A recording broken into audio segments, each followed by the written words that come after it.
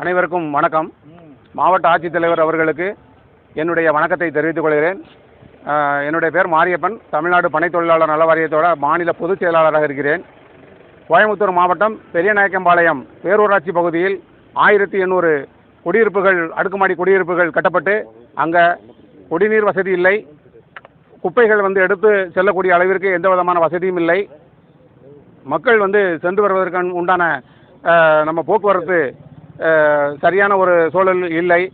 எல்லாமே மிகவும் பின்தங்கிய நிலைமையில் உள்ளது. குடிநீர் வசதி உப்பு தண்ணி ஒரு நாளைக்கு ஒரு முறை தான் அப்படி என்று சொல்லக்கூடிய அளவிற்கு வந்துவிட்டது. ஒரு குடும்பத்திற்கு குறைஞ்சது 300 லிட்டர் தண்ணி தான் கிடைக்கும் அப்படின்னு சொல்லிக்கிட்டு இருக்காங்க.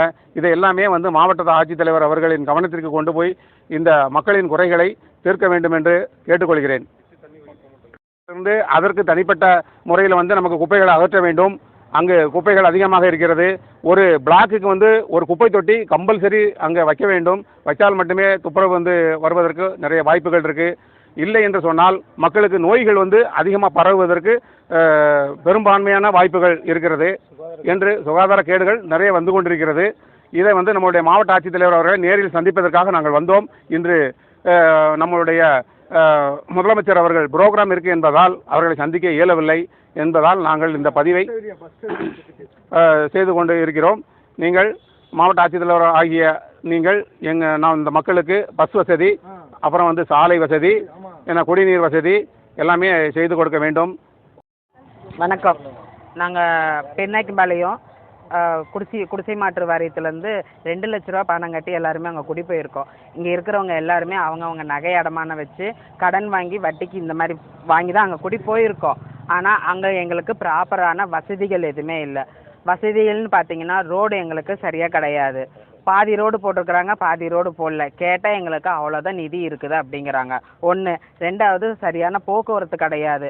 பெரியநாயக்கம்பாளையத்துலேருந்து உள்ள குப்பிச்சிப்பாளையம் போகணும் அப்படின்னா கிட்டத்தட்ட 4.5 5 கிலோமீட்டர் பக்கம் வருது. அப்போது நிறையா குழந்தைங்க, பிள்ளைங்க, வேலைக்கு போகிறவங்க, பெரியவங்க, வயசானவங்க எல்லாருமே நடந்து தான் போகிறாங்க, நடந்து தான் வராங்க. அதுக்கு ப்ராப்பராக பஸ்ஸு கிடையாது. மெயினாக எங்களுக்கு ரோடு நல்லா போட்டு தரணும். அங்கே வர போக்குவரத்து வசதி எங்களுக்கு அதிகப்படுத்தி தரணும். இதுதாங்க கேட்குறாங்க எல்லாருமே. அதுக்காக தான் இங்கே ஒட்டு மொத்தமாக 1800 குடியிருப்பு வாசிகளும் இங்கே வந்திருக்கிறோம்.